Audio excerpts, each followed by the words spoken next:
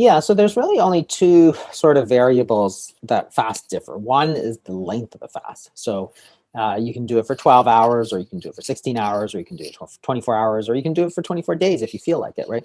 So the body goes through certain stages. I did do a whole video on this on YouTube called the 5 stages of intermittent fasting. And during those stages, you sort of go through different phases, so that at one point you're burning more glucose, and then you get into the stage of sort of gluconeogenesis, where you are burning some protein, not necessarily muscle, but protein. And that's important because of this whole idea of autophagy and how it's actually considered to be highly beneficial.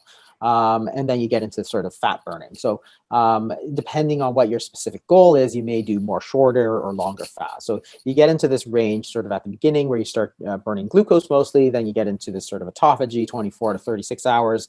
And then after that, you get into mostly fat oxidation, which means if you're looking for that, you can use longer fasts for losing body fat. It gets into this sort of protein sparing sort of fat burning mode, because again, your body wants to change most of its energy requirements to body fat.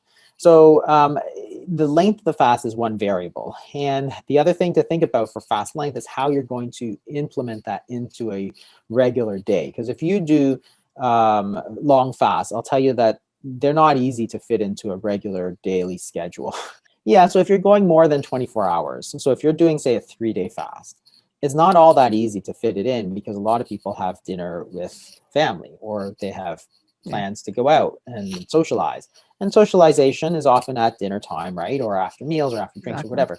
And the idea is not to be a hermit and, lock yourself away, because that's very unhealthy as well, So you want to sort of fit the fasting into your lifestyle, not fit your lifestyle into fasting. So that's why a lot of the shorter fasts are so much easier to do, because they fit into the regular day so much easier. So 16/8, for example. So the shorter you do a fast, generally, the more frequently you're going to do it. So a 16-hour fast is just eating in 8 hours of the day. And so you're allowing yourself 16 hours to use that.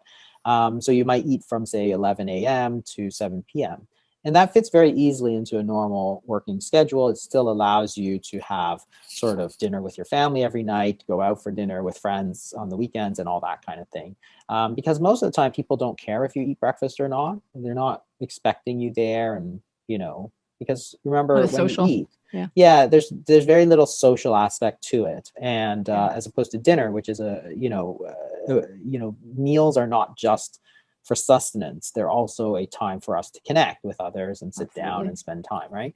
So that's why you have to all take that into consideration. So a 16/8 schedule or a 1 meal a day schedule works extremely well with that. So 1 meal a day is where you might eat, say, dinner every, today to dinner the next day, which is about a 24-hour fast.